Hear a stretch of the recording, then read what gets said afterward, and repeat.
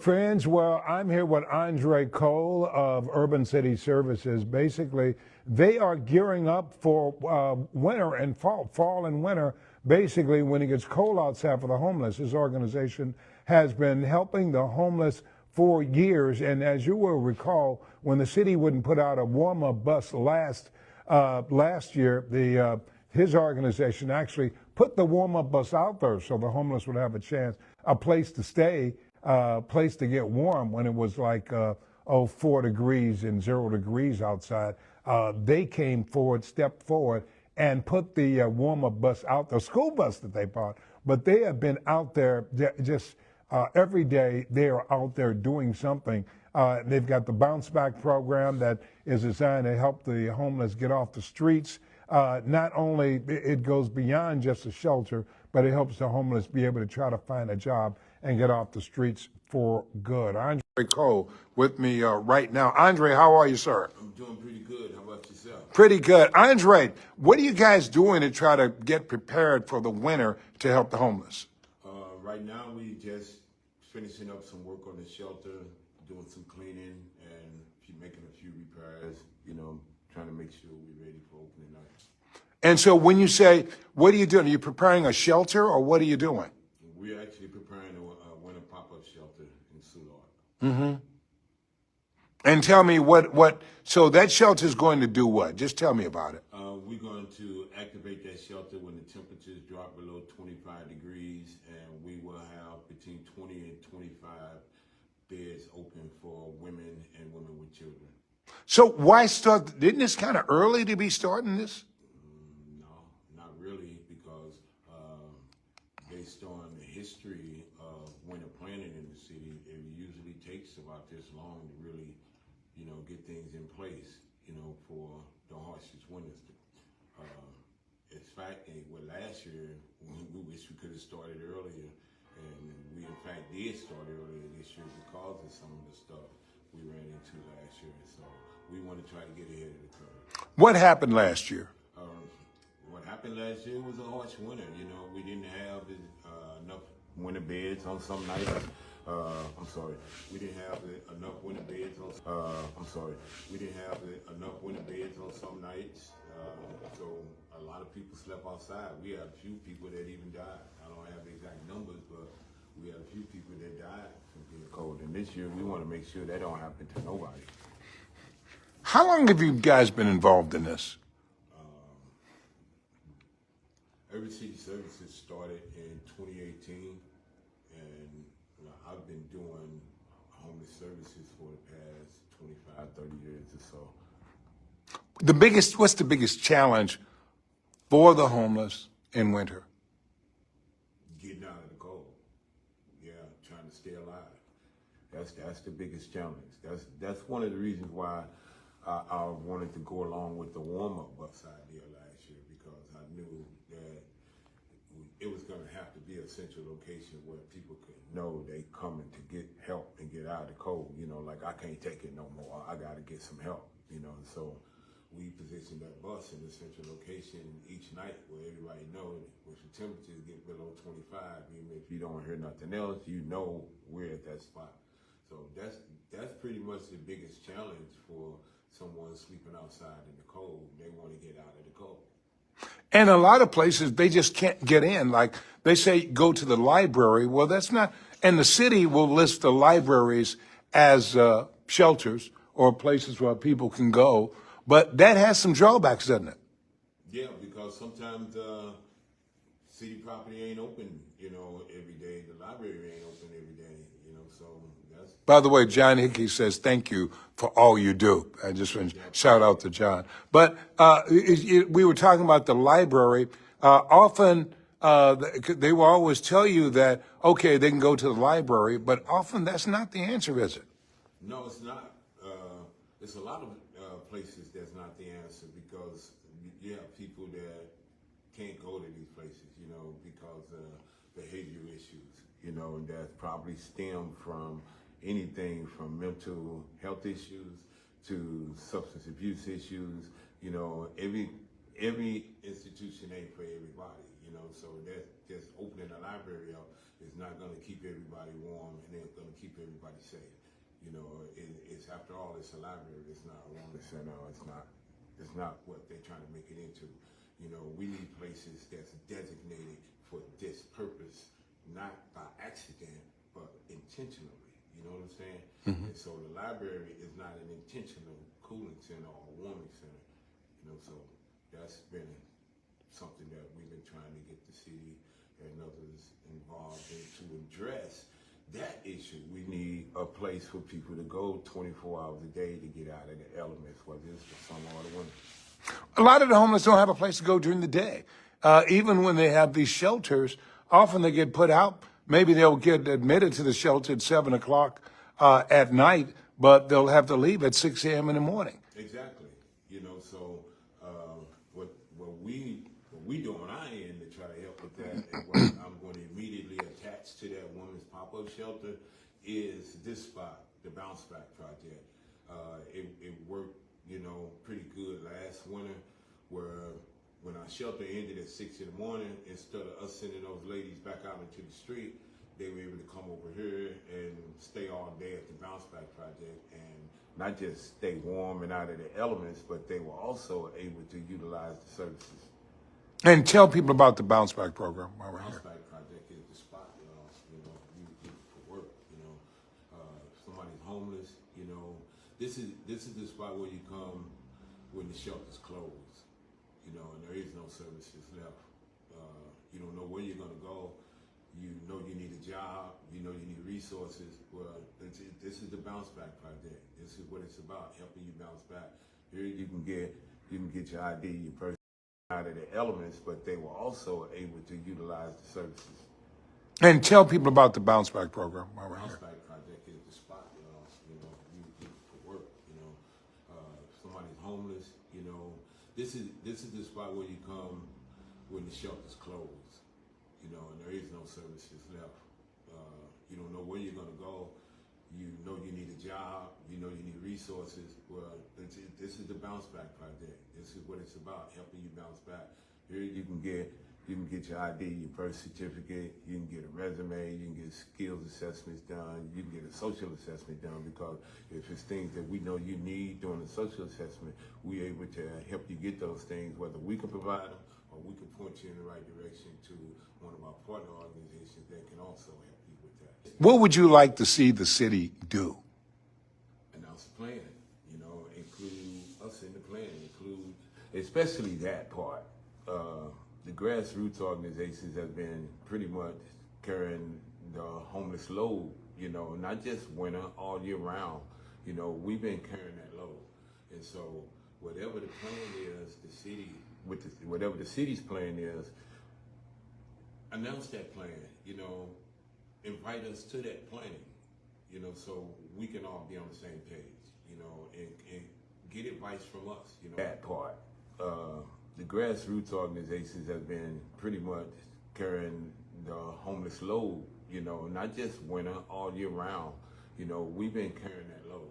And so whatever the plan is, whatever the city's plan is, announce that plan, invite us to that planning, so we can all be on the same page, and get advice from us. We the ones out here that knows what the needs are. We knows what needs to be applied and where. So include some of the grassroots organizations in that. Put us on some of these boards and in some of these committees. Support our Code Blue efforts. Do that. What's the Code Blue effort? Right now, I'm not going to speak too much about it. Okay. But it is an effort to draw legislation to our homeless efforts. Okay. And often you will see the city will be late in figuring out what to do about the homeless. They wait until the cold weather hits, and then there are not enough shelters, and they say dial 211 or whatever it is, and people often, they end up dialing those numbers, but only to be told there's no space. I'm sure you've seen that firsthand for yourself. Absolutely. Actually, right now, as I speak, we are are several, about 100 or so beds short. I'm probably a little bit low on that number, but 100 or so beds short of the number of beds we had available last winter. So it's a lot of folks that ain't opening up this winter. It's a lot of organizations that's not opening. So we need beds, we need space, we need people who have space, to designate their space for us to use. Not us, but Right. Why don't you think they're opening up? other reasons. Some, need work. Tornadoes did some damage to the culture. So Okay. So the tornado had an impact on this as well? Tornado is already had a great impact on this. We're going to see a whole lot more homeless people on the roads, when it get cold. I've talked about this many times, even brought it up in the mayor's news conference about the impact of the tornado on homelessness. And a lot of people who had housing, there are a lot of people who had housing before, and those homes were destroyed or heavily damaged where they couldn't stay there anymore. So you have thousands of people, more people out in the streets. I don't think we've really grasped how much of an impact this tornado can have on the homeless problem, have we? We haven't, and we're about to though, because it's about to happen. And it's people still staying in their units with half a wall, with a half a roof. They still got the wrong color on their house and can't get utilities, but they still got a tent outside in the front yard, or they still trying to huddle up in a room somewhere in their house. But without no utilities and stuff, when it get cold, come on, y'all, think about it. When it gets cold, they ain't gonna be a layup like that. They gonna wind up in the street. When it get cold, it's gonna happen. There's gonna be a lot of people now at the camps that we visit. Are you running into them as well? We talked to Affinia Healthcare. We talked to Affinia Healthcare, and they said they were running into a lot of the tornado. Go ahead. In the camps, we seeing people, that I'll put it like this. Think about all those people, who owned houses that got affected by this tornado. Now, think about the people who were renting. It's nothing for them, you just lost your place. Or relatives who were staying in the house. Yeah, exactly. A lot of people are probably staying in the homes, maybe free, with relatives. Go ahead. People that stay with folks who don't have a home, or who are living with people, those people are counted too as homeless.